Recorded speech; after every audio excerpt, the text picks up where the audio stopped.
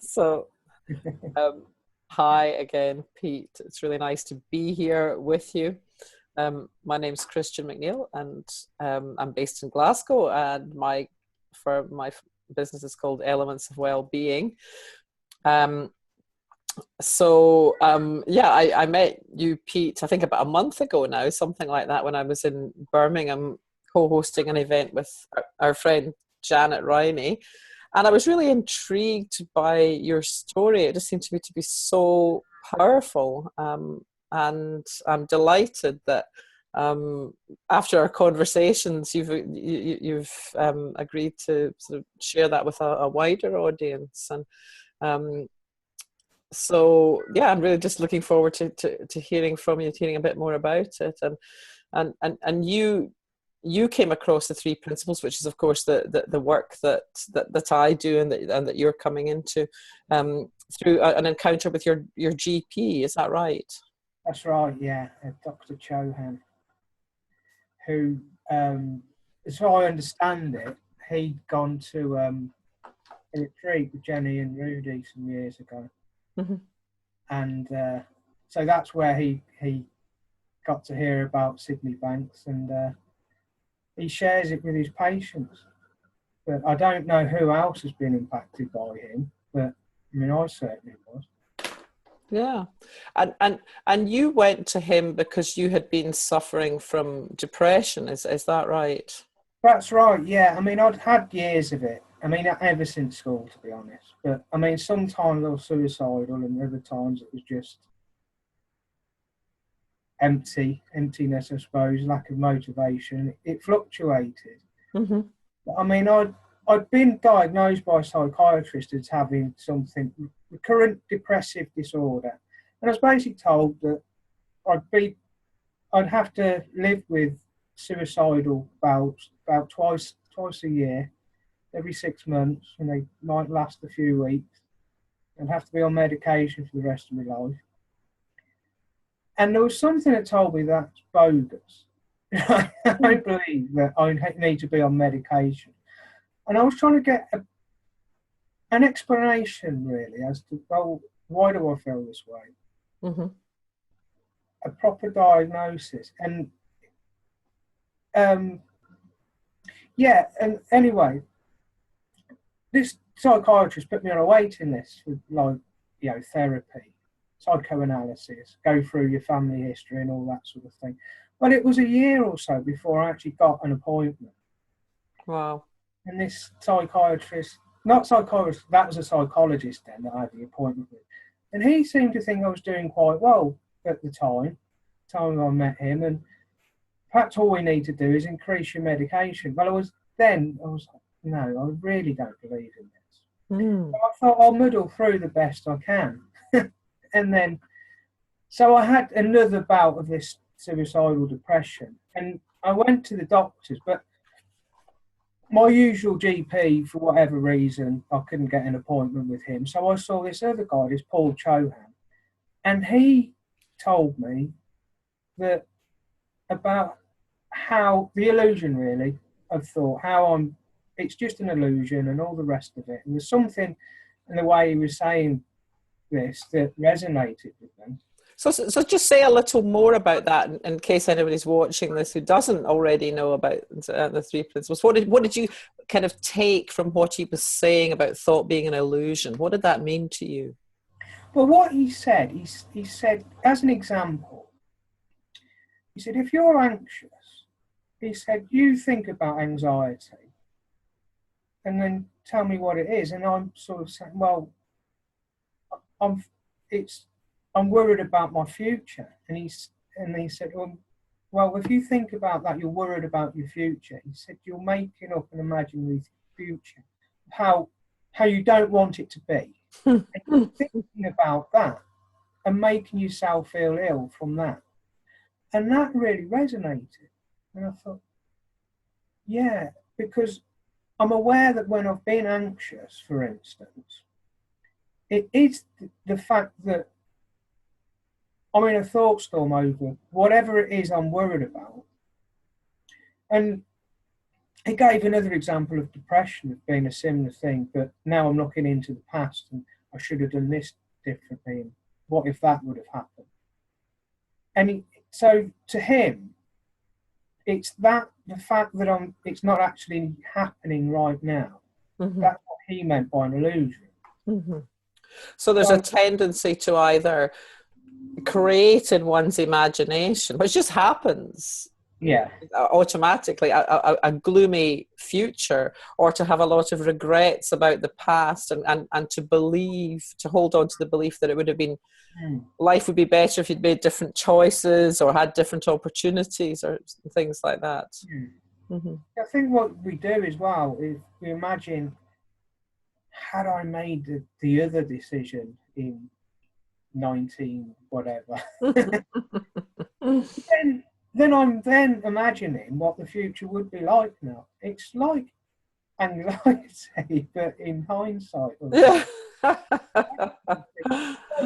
So we've had this conversation around, these illusions of the past and the present, and the future, sorry, not the present. Mm-hmm. But I am sort of questioning, but how can my thoughts of the present be an illusion? And he said, well, the thing is, you can only ever be in the now, in the present moment. And he said, what I'd like you to do is check out this guy, Sydney Banks. And he was saying about Sydney Banks had this epiphany, and he saw how it all plays out for us, mind, thought, consciousness. In fact, the doctor didn't actually say anything about how it plays. I'm making that up now. But what he actually said was just that. Check out Sydney Banks. He had this epiphany. Mm-hmm. And go to this website. He gave me a website. And he said, take it from there. And I did. I went to the website and I listened to what Sid had to say. And then that led me on to Chip and Jan. And I thought, who else knows this? So I kind of did a bit of Googling. And after a couple of hours, I came across a video of Mara Gleason saying, and she said about how the mind, life's like an illusion, and the mind works like a projector, not a camera. And it was that was the first time anyone had said that about we project it, our consciousness, or we paint it. I've heard that analogy. Yeah. Our thoughts are like a paintbrush. Mm-hmm. But I sort of grasped what she meant. And I'm like, wow. And my sort of mood lifted. And it's quite funny because the next day I was hopeful. And I knew that I'd never let my moods control me again. I just knew that. And I wanted to know more. I wanted to sort of learn more about this understanding, which over the months, that was sort of 8 months ago, I've started having little insights. I think what I'm noticing though is I'll realise after the event, it's like I'm having hindsight, but I'm more comfortable around people now. I must have had the insight to be comfortable. Yeah, that's a very interesting thing that you've touched on. And for me, working with clients, it's a very, you touch on two important things there. One is for me, it's always a very good sign if people just, without making any effort at all, just seem to show up differently, have a different experience of a situation that used to be maybe a bit distressing for them or make them a little insecure, and they just notice that they're different and it's sort of happened without, it's not as if they're putting on their courage shoes or anything like that. It's just, they feel different. And the other thing the other important thing that you touched on is just that thing of, hindsight is insight. That some insights are only possible in looking back and seeing a shift or seeing something new. And it occurs to me that your original that shift that you had, and that was on the first night. Just within a few hours of you seeing the doctor, you had a major shift, and that in itself is an insight, a really massive insight, actually. Yeah. It's what's really weird to me though is the night we met in Birmingham, and I was talking about how I'd started a new job. Well, it wasn't really a job. It was part of the recruitment process with Marks and Spencer's. I hadn't been taken on yet, but I'd done this I was doing this training, like a work experience. Yeah. Department in menswear in Leamington. And so there's all these new faces around me. There's the customers. Because Pete, just to cut it, up until that point, a lot of your jobs had been behind the scenes, and you were not particularly keen on working with the public. No, that's right. Yeah. And in fact, at the time that you went to see your GP, I think you'd been off work for a few months at that point. Such had been the extent of your depression at that point. Is that right? That's right. Yeah, and I was very limited to the sort of work I was looking for, because I was basically looking for somewhere where I could hide away behind a desk or hide away in a storeroom. I didn't want to deal with people. Didn't think I could. That was it. That was the extent of it. And even like in my social life, I couldn't like walk into a pub on my own without worrying. I couldn't just go for a craft of pint somewhere. But I could. But if I knew there was going to be someone there that I knew, I could go in there. Yeah. You know, and it's weird, that kind of thing. I was kind of making up barriers to socialising or to working. Whereas, like, after I'd sort of come across this, I knew I could go and work in retail and work. But the thing is about that, what I was about to say is, all these new faces around me, I was just getting to know people's names and just getting to, just totally relaxed around. Whereas previously I'd have sort of been making up stories about, oh, this person looks like they might be difficult to get on with, or whatever, Whereas I just sort of went in there with an open mind, really, and just let the situations unfold. I think, and that's something that I've been doing, just letting life unfold now, and just not trying to control it. I don't think we control it anyway. I think we do the best we can moment to moment. Yeah, absolutely. And in fact, that job has turned into a job now, hasn't it? It's moved from... Yeah. It moved from a work experience into an actual paid position, yeah. Yeah, good. And how are you enjoying that? Yeah, it's good. I like it. I think, I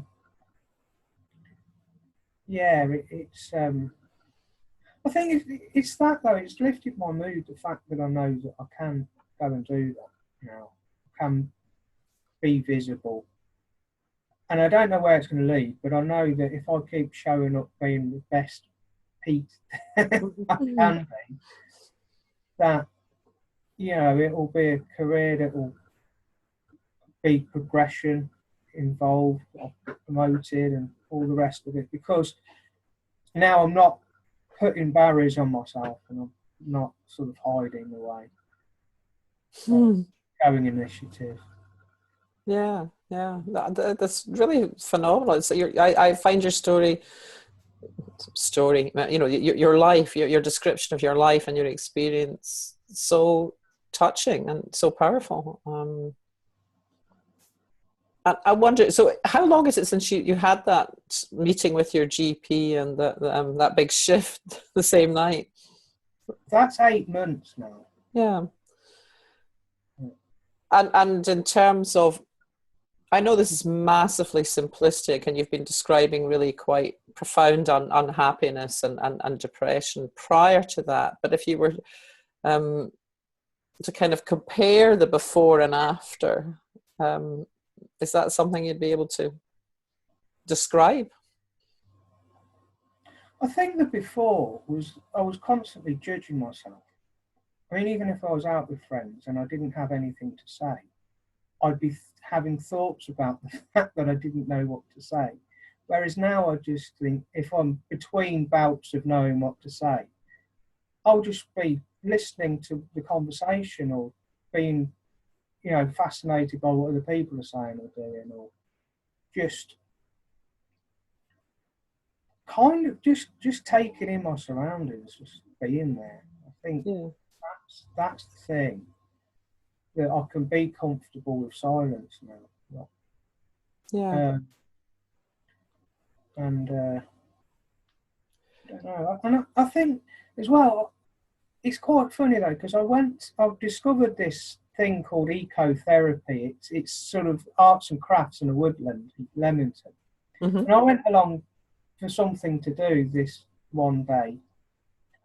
I went along, I'd heard about this woodland and I was intrigued. I didn't know it was this therapy thing. So I went along. It's quite funny because I recognised someone from a Facebook book group, Cherry Gillings. Who was there that night as well? Yes, exactly. So the first time I met Cherry was before we met. And we got talking, and because I recognised her, like I say, from Facebook, from a 3Ps group. And it's quite funny though, because I've been back to that woodland and we've actually done a listing post in the woodland. Cherry wasn't there, but I decided I'd volunteer to do it. And since then I thought, well, there's a peace festival coming up in Leamington. Why don't we do one there? And that was my suggestion. I'll do it. Whereas if you sort of go back to before that time when I discovered this, I would have been going to that group as someone looking for therapy. Whereas now I'm going as a volunteer to help the people who are looking for therapy. I mean, that's completely different. That's phenomenal. That's absolutely phenomenal. I'm finding ways of helping them, or just talking to them or whatever, and just being there. So I mean, that's hugely different. And friends of mine as well have noticed that I'm happier. I'm smiling. I don't suppose I used to smile a lot. The old me would occasionally force a smile.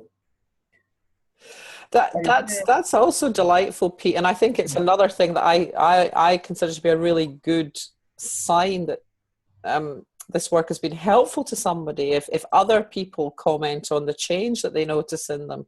And sometimes they don't, it's not as direct as you're smiling more. Sometimes they're saying things like, oh, have you fallen in love, or have you lost weight, or put on weight, it's something like that. But it's other people commenting on a difference that's sometimes intangible is a very good sign of that someone has been really positively affected by this. Because I tell you something else, there used to be, it's quite funny, if I saw someone in the distance, let's say, and I may not be in a good mood, I think, I hope they don't see me, and I might turn the corner, and that kind of thing. Whereas now, I'll see them in the distance and I'll think, oh great, I haven't seen them for however long it's been, and have a conversation. And I don't need to know what to say either. Whereas the old me would have probably turned the corner because I didn't know what to say. Whereas now it doesn't matter. You start the conversation. It's there, doesn't it? You don't have to have it all worked out in advance. No, just as we didn't. We've just come on here today. We have had conversations before, but it's and it's just flowed and it's been lovely. Yeah. Pete, you mentioned volunteering for Listening Post, which is an initiative to simply kind of what it says in the tin, providing a place, a listening ear for anyone who's feeling distress. But more generally, are you happy for people to connect with you on Facebook and or anywhere else if Yeah, I'm quite happy for people to reach out to me. Yeah, and you're on Facebook. You're as Pete Bailey. That's right. Yeah. Yeah, So, yeah. because I think, yeah, I mean, there's a lot of lonely people out there. You Yeah. know, and if they want to talk to me, I'm quite happy because, you know, I mean, I know how I felt for, I mean, ever since childhood. I mean, I don't know. And roughly how old are you now, if that's not too nosy a question? I'm 49. Wow. So, but I mean, I remember starting school and being shy and thinking, I don't want to be here. You know, I mean, I developed suicidal thoughts from quite young, to be honest. And but I didn't really take those very seriously at first. That was just a thought. Yeah. But by the time I was in my 20s, was definitely those thoughts were real to me. Yeah. You know, and I was always looking for that label, that diagnosis as to what it is. So then the right doctor can treat me. Yeah. How it turned up, the right doctor was quite spiritually minded, and he said, "Go on this website and see what this man has to say." And it you know, it changed me overnight. But it is just, that is so powerful, Pete, and I'm so delighted that you had the consultation with that doctor, and I hope he sees this video, and that, you know, I'm so delighted that we met in Birmingham, and I really thank you for taking part in this video today, and I hope that other people will be touched and Yeah. affected in the same way. It's funny though, because I've met a few people now within this community that did meet my doctor. Mm-hmm. And I think he only went to a couple of events. I don't know how, over what sort of time scale, but yeah, I mean, Janet Riney knows him, Yes. and Mandy Spray and Dave Ellery and Jenny. Mm-hmm. You know, they've all said, "Oh, what a lovely bloke he is. You ought to invite him along to something one of these days." But I haven't been ill, so I haven't actually gone back to the doctor. But I will actually touch base with him at some point. Oh, good. How I've progressed. Good. Fantastic. Mm. Well, Pete, thank you so much for your time today. Thank you so much for taking part in this. And I look forward to meeting you again, either when I'm in Birmingham again or when you're in Glasgow or somewhere else altogether. I'm sure our paths will cross. Yeah. Thank you very much indeed. Okay. Okay. Thank you.